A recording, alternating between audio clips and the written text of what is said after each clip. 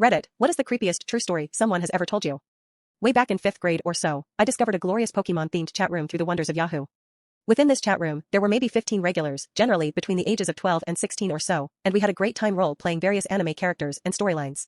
Anyway, I got to know a few people from there well enough to chat with them on AIM or by phone, and a few of those friendships lasted a good 4 or 5 years. One of these guys was a little eccentric. He loved creature/monster models and stories, stuff like Godzilla, Spawn, whatever. He believed in things like chupacabras, which I thought was silly, but didn't really care, and he lived out in the boonies in some Midwestern state, which all seemed like Hickland to my young West Coast mind.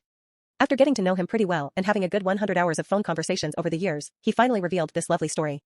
He told me that sometimes he would black out and wake up to discover that he had, or was still in the process of, hurting or torturing animals and children.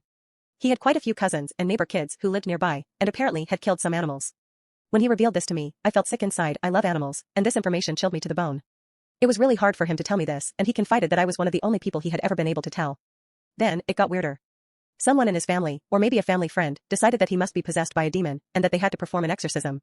They did it at night, of course, in a dark room lit by candles, and he tied to the bed because they didn't know how the demon would react. He was choking up as he described this part. I could hear his voice quivering because he was so emotional and terrified at this part of the story.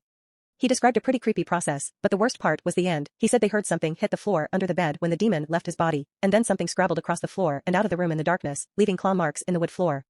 He was totally and completely serious about this, and how it cured him and he didn't hurt things anymore. I, as any sane person would do, noped right the fuck out of that situation.